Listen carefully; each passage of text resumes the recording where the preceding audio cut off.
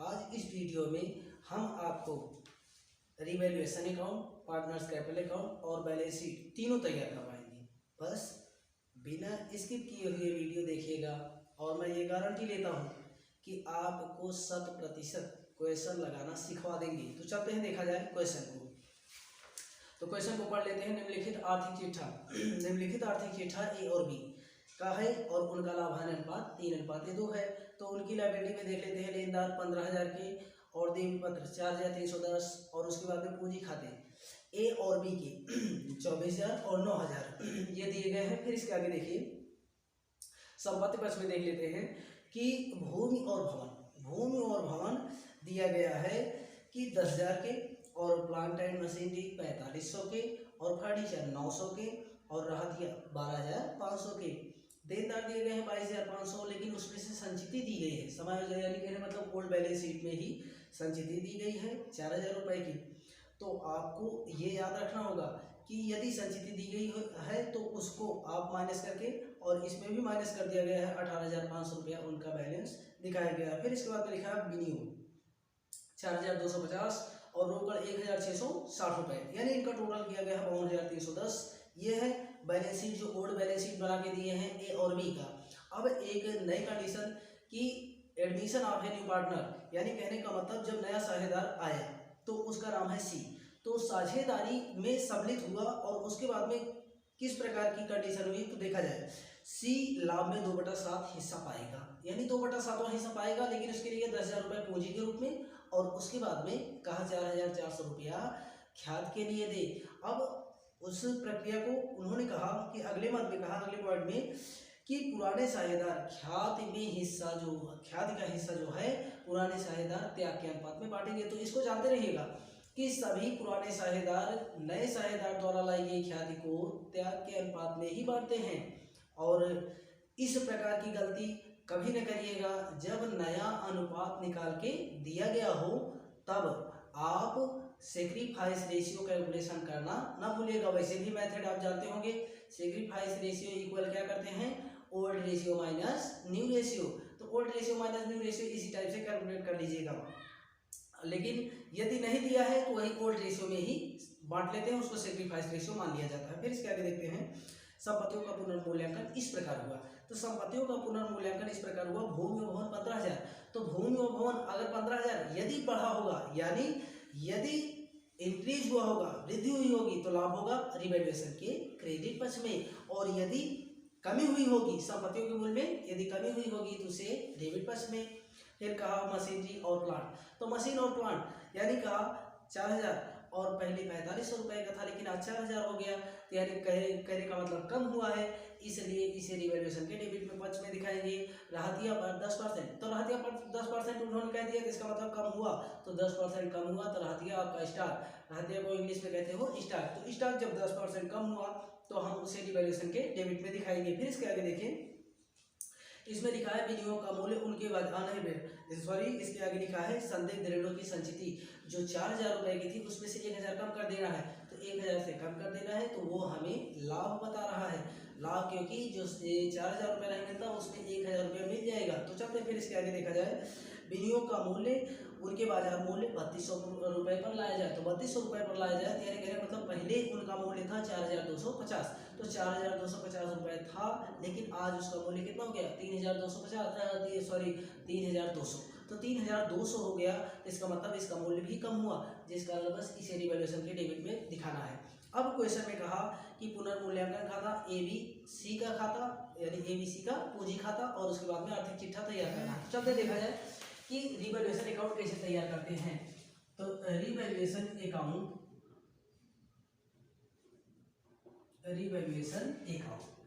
आप revaluation account बनाते समय आपको ध्यान रखना होगा, रिवैल्यूएशन अकाउंट बनाते समय आपको ध्यान रखना होगा कि कॉलम बनाएंगे पार्टिकुलर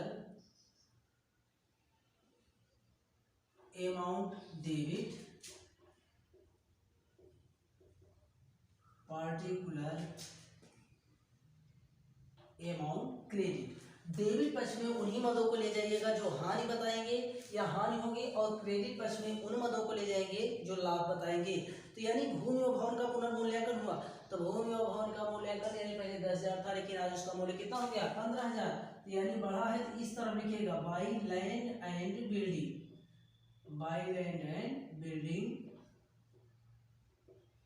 10,000 था 15,000 हो गया, तो कितना बढ़ गया 5,000 रुपया बढ़ा ना, तो इसलिए कि 5,000 रुपये बढ़ा तो 5,000 रुपये ही दर्शाइएगा। फिर इसके बाद में प्लांट एंड मशीन डेबिट पक्ष में दिखाइएगा to plant and machine, plant and machine, तो प्लांट एंड मशीन या मशीनरी लिख दीजिएगा। तो पहले 4500 का था, लेकिन उसका मूल्य आज 4,000 हो गया, तो इसका मतलब 500 रुपया कम हो गया। तो 500 रुपया कम हो गया, तो इसको जानते रहे 500 रुपया कम हो तो डेबिट पक्ष में दिखाएंगे। फिर इसके बाद में कहा कि स्टॉक के मूल्य में 10% कटौती करनी है, तो यहाँ लिखिएगा डेबिट में टू स्टॉक 10%, तो 12,500 है, 12,500 क्वेश्चन में देख लीजिए 12,500 है, तो इसमें से 50 कट कर देंगे तो आएगा 1,250। 12,500 पे 10% कैलकुलेट कर लीजिएगा, सिंपल है। तो इसके बाद में 10% लेस करने के बाद में 1,250 रुपया कम हो गया। फिर इसके आगे चलते हैं कि विनियोग के मूल्य, विनियोग का मूल्य टू इन्वेस्टमेंट, इसमें इन्वेस्टमेंट यानी इसमें लिखिएगा इन्वेस्टमेंट 4,250 का था, लेकिन आज 3,200 रुपया हो गया, तो इसमें कितना कम हो गया 1,050 रुपया। और इसके बाद में कहा देनदारों पे संचित 4,000 थे, लेकिन 1,000 थे कम करनी है, 1,000 से कम करनी है, तो इसलिए हमें लाभ हुआ। तो by decrease reserve, decrease reserve, अब यहाँ पर डिक्रीज रिजर्व कितना 1,000 रुपये से, बस टोटल कर लीजिएगा। टोटल करने के बाद इनका टोटल आया 6,000, 5,000 में 1,000 जोड़ेंगे तो 6,000, और यहाँ लिखिएगा लाभ इस समय हो रहा है तो टू प्रॉफिट ट्रांसफर ए और बी, ए और बी के, तो यहाँ पर टोटल कर लीजिएगा 0, 5 5 10 के 0, और 2 5 2 7 7 1 8 8 2 10, और 1 1 2 2 1 3 3 3 6, 3200 रुपये का लाभ हुआ। तो 3200 का ए बी का रेशियो कितना था 3:2, तो इनके बटा हम यही जोड़ करके योग कर लेते हैं, तो 3200 को बांट देंगे, 3200 को 3/5 लिखेंगे, तो 3200 का 3/5, 5 1 के 5, 5 6 30, और 5 4 20, 400 यानी कि मतलब 640, तो 3 से गुणा करवा दीजिएगा, 3 0 0 3 4 12, और 3 6 18, 18 19, और 3 अब 2 से गुणा कर देंगे, 2 4 8, 2 6 12, यानी 1280 बी का, 1920 ए का। अब ये रिवैल्यूएशन अकाउंट हो गया। फिर इसके आगे चलते हैं, बनाएंगे पार्टनर्स कैपिटल अकाउंट। तो पार्टनर्स कैपिटल अकाउंट कैसे तैयार करेंगे,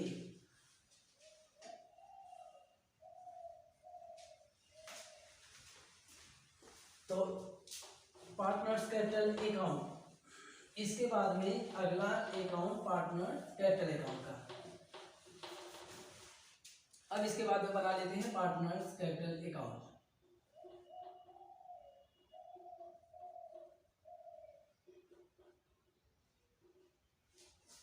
यहां पर लिखिएगा ए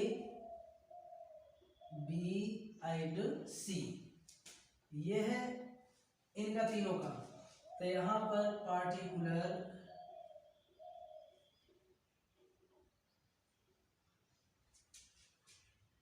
ए बी और सी, फिर पार्टिकुलर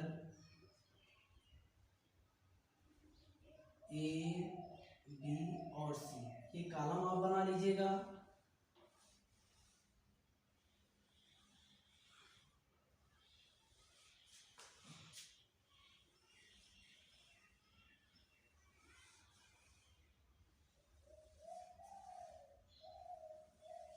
तो इस तरह के कॉलम यानी आपको बनाने होंगे, पार्टनर्स कैपिटल अकाउंट बनाते समय आपको इस तरह के कॉलम क्रिएट करने होंगे। अब सर्वप्रथम आपको ओल्ड बैलेंस शीट देखनी होगी। ओल्ड बैलेंस शीट देखिएगा तो उसमें लिखा होगा, यानी पुराने साझेदार ए और बी हैं, इनकी पूंजी दी गई होगी। तो आप लिखिएगा बाई बैलेंस BD, पूंजी का शेष सर्वप्रथम इनका दिखाएंगे। तो यहाँ पर देख लेते हैं कि कितना दिया गया है। तो एक का 24,000, एक का 24,000 और दूसरे का 9,000। तो यानी ये हो गया। फिर इसके बाद में नए साझेदार द्वारा लाई गई पूंजी, तो नए साझेदार द्वारा लाई गई पूंजी यहाँ लिखते हैं बाई कैश। बाई कैश ध्यान रखिएगा, ये काहे लिखते हैं, एंट्री करते हैं कि कैश अकाउंट डेबिट और टू न्यू पार्टनर्स कैपिटल। तो जब न्यू पार्टनर्स कैपिटल वैसे भी क्रेडिट है तो आपको पोस्टिंग करने में कहाँ दिक्कत है। तो यानी सी क्रेडिट है जिस कारण बस, तो सी के द्वारा कितना लाया गया 10,000, 10,000 सी पूंजी ले आया तो कैश करके दिखा दिया। सी के द्वारा देखना कितना क्या दिलाई गई, तो लिखना बाई गुडविल। तो बाई गुडविल यानी कितना लाया गया, तो ये देखिए यहाँ SR इसलिए लिख देते हैं कि सेक्रीफाइस रेशियो, त्याग के अनुपात में बांटेंगे तो कितना 4400। तो देखिए 4,400, तो 3:2 में 3/5, तो 5 से कट कर लेंगे तो 5 8 40, 5 8 40, 880 आया। तो 8 3 24, 8 3 24 2 26, 2,640 और 8 दूनी 16 और 8 दूनी 16 ये 17। तो ये बात, इसकी बात को बांट देंगे। अब इसके बाद में आप ये देख लीजिए कि रिवैल्यूएशन पे लाभ हुआ था या हानि। तो रिवैल्यूएशन पे लाभ हुआ था तो बाई रिवैल्यूएशन, रिवैल्यूएशन ब्रैकेट में लिख दीजिएगा प्रॉफिट। तो यानी रिवैल्यूएशन जब ले आए थे तो अब बांट के ले आए थे, आप लोग ले आए थे कितना कितना ले आए थे 1920 और 1280, 1920 और 1280 ये है प्रॉफिट आया था। फिर इसके बाद में आपको क्वेश्चन में देख लेना, ओल्ड बैलेंस शीट में सामान्य संचिति, अवितरित लाभ और लाभ हानि खाता, इस टाइप के या सामान्य संचित इस टाइप की कोई मदें होंगी तो पुराने साझेदार आपस में बांट लेंगे, नहीं होगा छोड़ देंगे। फिर इसके बाद में इनका कर लीजिए टोटल, इनका योग, ऊपर एक लाइन नीचे डबल लाइन। योग करते समय आपको ध्यान रखना है कि ऊपर एक लाइन और नीचे डबल लाइन। तो इनका 10,000 10,000 दिखा दीजिएगा। फिर इसके बाद में इनका टोटल करिएगा, 8 8 6 14 के 4, 7 2 9, 7 2 9, 9 1 10, 7 2 9 1 10, 1 1 2, 9 2 11 1 12, यानी 12,040 इनका। फिर इसके बाद में इनका 0 8 4 2 6 और 9 6 15, 15 के 5, 9 6 15 के 5, 1 और 2 1 3, 3 4 3, 7 7 1 8 और 2, यानी 28,560 ए का, 28,560 ए का, 12,040 बी का और 10,000 सी का। यहाँ लिखिएगा यह बैलेंस टू बैलेंस CD, तो यह बैलेंस 28,560। अब बैलेंस शीट बनाइएगा तब दिखाइएगा 12,040 और 10,000 रुपया, यही बैलेंस शीट में दिखाएंगे। तो चलते हैं देखा जाए इसके नीचे कैसे अकाउंट बना लेते हैं। तो इसके नीचे कैसे अकाउंट बना करके चेक कर लेते हैं। यही के नीचे कैश अकाउंट छोटा होता है तो यही बना लेते हैं कैश अकाउंट। तो कैश अकाउंट के कॉलम क्रिएट कर लीजिए, पार्टिकुलर अमाउंट डेबिट और पार्टिकुलर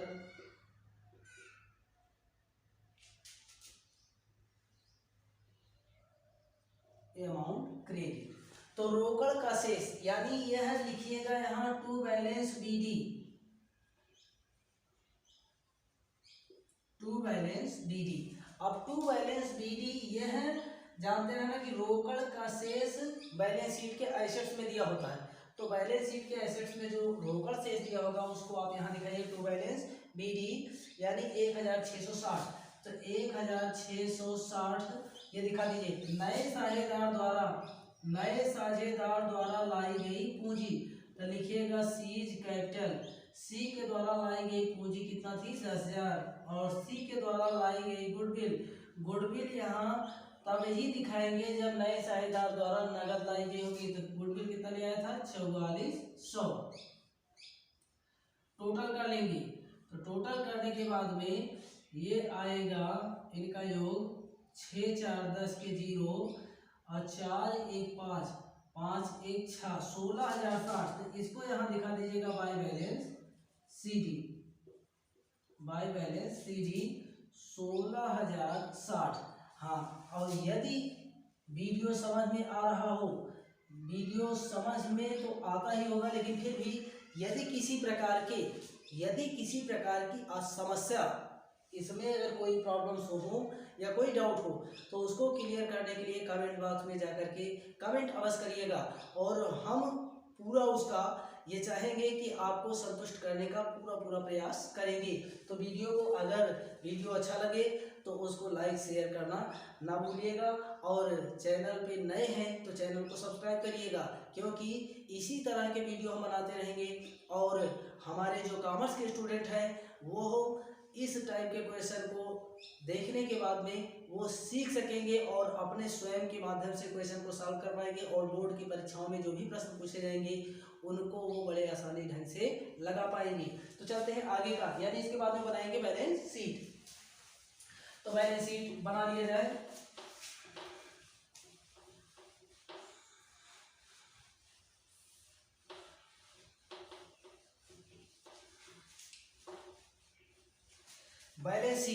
बैलेंस शीट इसी टाइप से बनाएंगे। बैलेंस शीट का प्रोफार्मा इसे भी समझ लीजिएगा एक बार, जहां समझे तहां उसके बाद में आप इनको बड़े आसानी से लगाएंगे। बैलेंस शीट के आगे लिखिएगा एज ऑन, इसके बाद में डेट लिखना होगा, वही डेट जिस तारीख को आप बना रहे हैं। फिर इसके बाद में आप कॉलम बना लीजिएगा,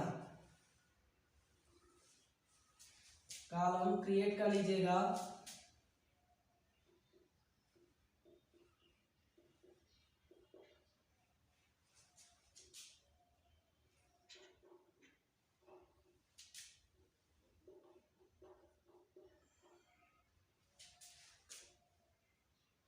चलिए अब देखिए, इनको बड़े आसानी से बना सकते हैं। बस इतना है कि वीडियो को स्किप ना करिएगा और ध्यान से देखिएगा। मैं आशा दिलाता हूँ यह है कि 100% आप क्वेश्चन को बड़े आसानी ढंग से लगा डालेंगे। तो चलते हैं बैलेंस शीट देखा जाए। सर्वप्रथम किस टाइप से लगाएंगे आपको देखना है। तो यहाँ लिखना पार्टनर्स कैपिटल।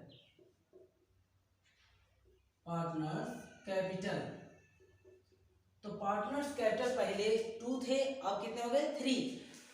A, B और C। तो A, B और C, और वैसे भी आप जानते हैं A और B और C।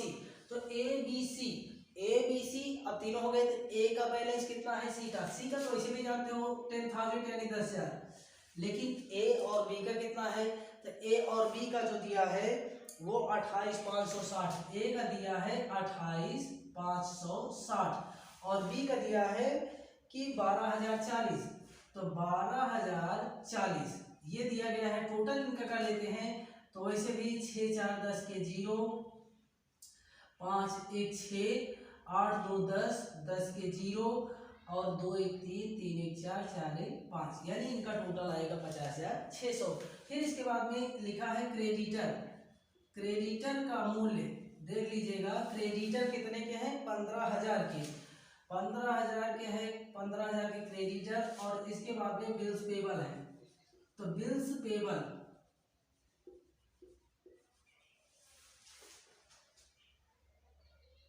बिल्स पेबल देख लीजिए कितने का है।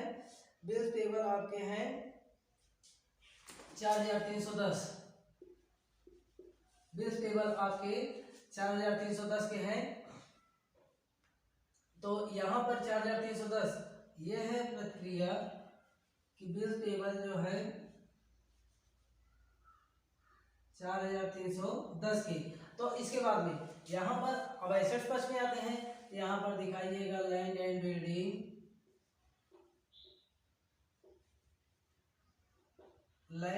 बिल्डिंग।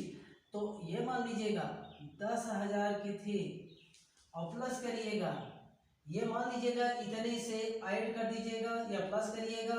यहाँ पे यही लैंड एंड बिल्डिंग फिर इंक्रीज हुई तो यहाँ पर कर दीजिएगा इंक्रीज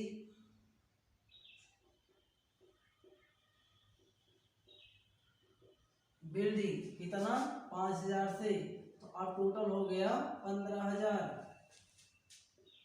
फिर इसके बाद में मशीनरी एंड प्लांट,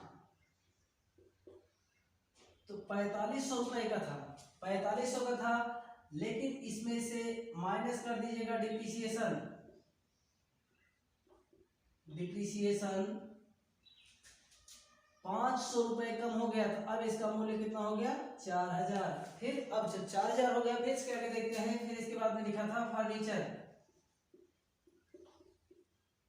फर्नीचर का मूल्य 900, फर्नीचर का मूल्य 900। इसके बाद में फर्नीचर का मूल्य 900, फिर लास्ट में इसके बाद में दिया है स्टॉक, स्टॉक की वैल्यू थी 12,500, इसमें से माइनस कर दीजिएगा डिक्रीज, डिक्रीज स्टॉक 10%, तो जो हम आपको घटवाए थे 1250 वही घटा दीजिएगा। तो 10 में से 5 गया 5, 4 में से 2 गया तो 2, यहाँ 11,250, 11,250 ये शेष बचा। फिर इसके बाद में लिखा है इन्वेस्टमेंट, इन्वेस्टमेंट, इन्वेस्टमेंट आपका 4,250 का था, इसमें से माइनस डिक्रीज कर दीजिएगा,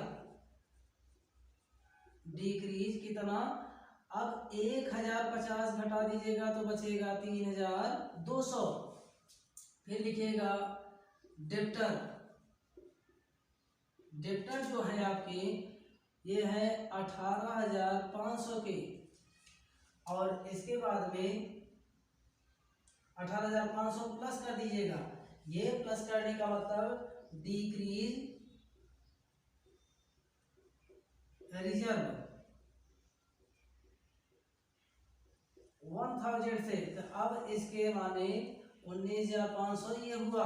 फिर इसके बाद में दिखा दीजिएगा कैश अकाउंट, तो कैश अकाउंट जो ले आए थे आप, कैश अकाउंट का टोटल आप ले आए थे कि ये सैंपल दिखा सकते हैं कि 1,660 प्लस 10,000 और प्लस 4,400, यही टोटल करने के बाद जो आया था वो बैलेंस शीट यानी कैश का बैलेंस था।